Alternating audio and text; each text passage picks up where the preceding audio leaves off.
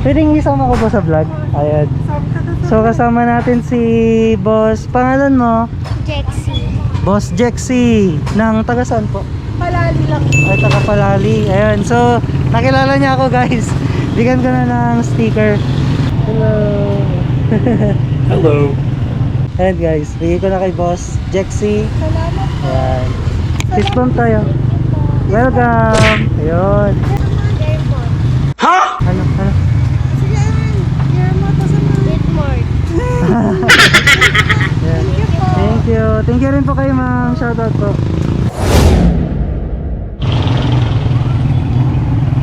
Ayan guys. So ano, bilang paghahanda sa ano natin, sa endurance challenge natin this November, papalagyan natin ng sealant yung harap tsaka likod para just in case mabutasan tayo guys, dire-diretso pa rin yung ano, takbo natin, no? Hindi na natin kailangan ipavulcanize. So kasama ko si ano, boss, hindi ko alam yung pangalan pero siya yung maglalagay ng sealant natin. Ayun, bibili muna ako ng sealant dito sa shop nila, tapos yan, lalagay mamaya. Guys, so bumili muna tayo ng sealant. Ito yung ano, nabili natin, no? Bale 100 isa, 200 na yung dalawa. Sir, ito yung isang buo, sir. Oo.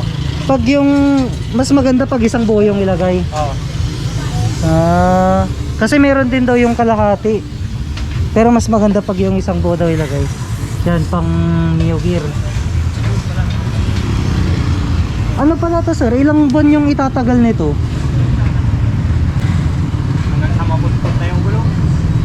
Ay, hindi. Kasi yung ibang nababasa ko, ano, pinapalitan nila every 6 months ata. Eto, Namumuo kasi yung sealant dun sa loob. oo, namumuo. So mas maganda pagpapalitan, sir. Oo. Pero pwede rin kahit hindi. Yung iba kasi namumuo dyan sa loob. Tumitigas. Yan guys, so yun nga, may nabasa ako sa Facebook na pinapalitan nila every 4 months, 6 months. Kasi daw, namumuo daw, kasi namubuo doon sa loob. So siguro papalitan natin ulit after 4 months or 6 months. Pero pagpapalitan yung sealant niya, babaklasin yung gulong. Ay, pagpapalitan, babaklasin. Babaklasin yung gulong. Kasi hindi mo naman madudukot Matatanggal. yung sealant eh. Ayan guys, so nilalagay na. Ganyan lang pala. Akala ko matagal.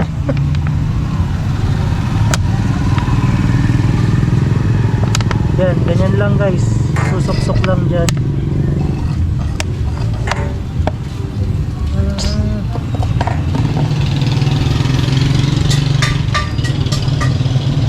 Bali, tinanggal mo yung hangin niya, sir, o hindi? Oo.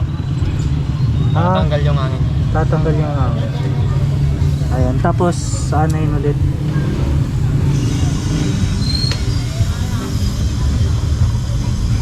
Ganyan pala. Ito, pag nabutas to guys, kunwari na pako, Alisin mo na yung pump. alisin mo lang yung pako, paikutin mo, Tatakpan. matatakpan yung butas. Pero sir, sa tingin mo hanggang ilang buwan yung ano nito? Kaya niya? Kahit na hindi palitan. Kasi minsan yung mga nagpapapalit sa amin eh. Kapag yung papudpud na yung gulong niya, talagang diretso nang pinapalitan din ng gulong. Ganon. So kahit abutin ng mahigit 1 taon. Pudpud na yung gulong. Pag Meron din yung iba, kapag halimbawa, nagpapadagdag sila ng sealant. Hindi pa gaanong pudpud yung gulong nila. papadagdagan lang. Oo. Paano yun eh? Paano yung nasa loob eh? Natutuyo. Natutuyo. Natutuyo kasi.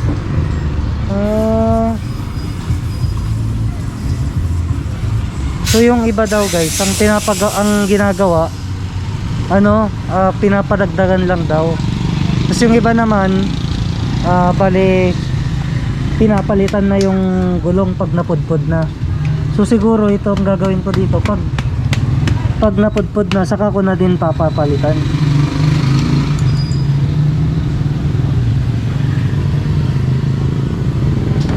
Kung hindi lang ako sasali sa endurance, hindi ko lalagyan yan eh. Pero ano yun sir, ano ba yung mga disadvantage niyan? Wala naman. Wala lang. So, Yung iba kasi, kapag walang sealant, mas lalo kapag nandyan sa daan, sa gabal, oo. maghahanap ka pa ng vulcanisingan. Oo. Eh ito, tatanggalin mo lang yung Pako. pako, pwede ulit. Yun yung advantage niya guys. Advantage niya.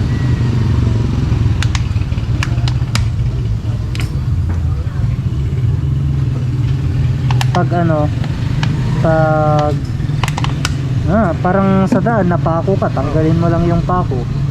Ikot mo lang. Ikot mo lang. Pwede na ulit. Kung may dala kang bomba, bomba mo lang konti. Para yung pressure ng sealant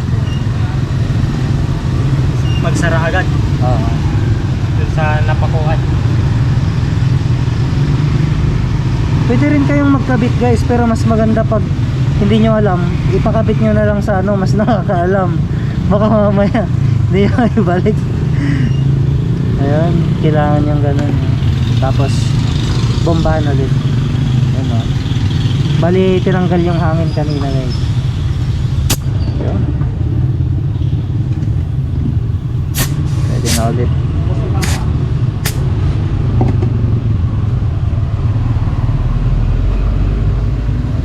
Okay na. Ayun, ganun lang yun. Ganun lang kadali guys, paglagay ng sealant. So yung mga first timer na sasali ng mga endurance, ma-i-advise ko sa inyo, magpalagay din kayo para hindi nyo na kailangan magpa-vulcanize just in case, or magpalit ng gulong. Ayan, mas safety eh. Yun naman ang importante guys eh. So yun, bayaran ko na lang pangalan mo pala boss? Ryan. Boss Ryan. Shoutout kay Boss Ryan. Hello. Naglagay ng sealant natin. Yan. So salamat sa panonood. See you sa next vlog. Hindi, okay lang. Ayun, kasama natin si, pangalan mo boss? Boydel to. Ha? Boydel. Pops Boydel. Ayun. May vlog ka ba sir? Nag-vlog ka rin? Naka sa Facebook page. Ayun, ayun. So nakita tayo ni sir. Bigyan natin ng sticker. Gusto mo rin to yung luma sir? Kahit Bigay ko na, may luma pa kasi akong dalawa dito. So bigay ko na rin. Ayan. Thank you sir. Okay. Shoutout sir.